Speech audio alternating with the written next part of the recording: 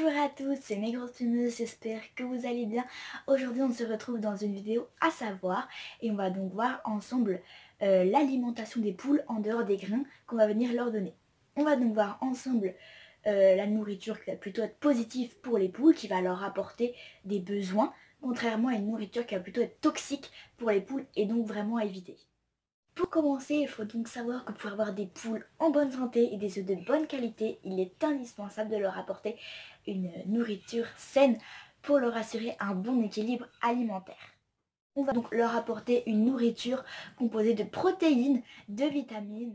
Il est important de savoir que les poules mangent par petites quantités et par heure fixe. Il est donc conseillé que vous leur donniez, en général c'est le matin, leur nourriture à heure fixe. Et si vous avez des restes de repas de midi ou du soir, essayez de leur apporter le lendemain matin. Parce que si vous décidez de donner des restes de repas à 14 h, ensuite à 16 h, les poules vont toujours être addictes voilà, en attendant. Dès qu'elles vont vous voir sortir, elles vont se dire est-ce qu'elles me donnent des restes ou pas. Donc non, franchement, essayez de leur donner à l'heure fixe, vous donnez des grains d'habitude, même quitte à garder vos restes du midi pour le lendemain matin.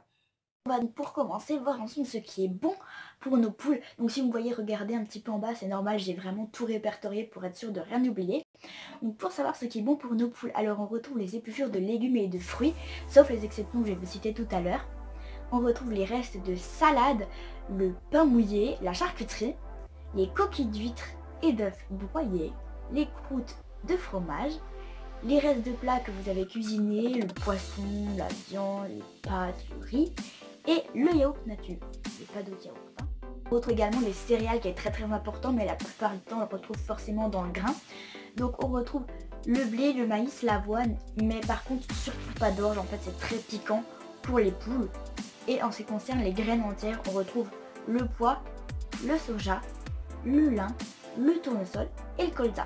Voilà. On va maintenant passer à ce qui n'est pas bon pour nos poules et qui peut même être très toxique et donc à éviter. Donc pour commencer, il faut savoir que la plupart des choses que vous ne mangez pas, vos poules ne le mangeront pas non plus.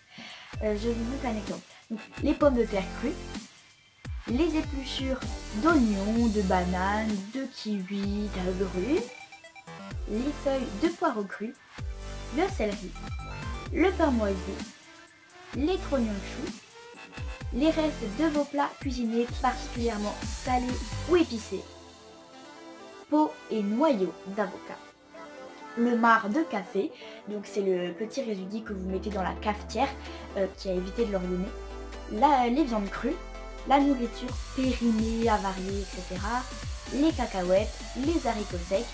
Et par contre, ça c'est dans la catégorie qu'on mange nous, par contre, mais à éviter de nos poules, c'est le chocolat et le café. Ensuite, veillez à ce que vos poules aient de l'eau fraîche à volonté toute la journée, ainsi que des graviers qui vont leur permettre de réduire leur alimentation en poudre. Et également, oublié de vous préciser que la poule est omnivore. Allez, j'espère que cette vidéo vous a plu. Si c'était le cas, n'hésitez pas à liker, à commenter et surtout à vous abonner. Et puis, je vous dis à la prochaine. D'ici là, prenez soin de vos animaux à plumes. Gros bisous!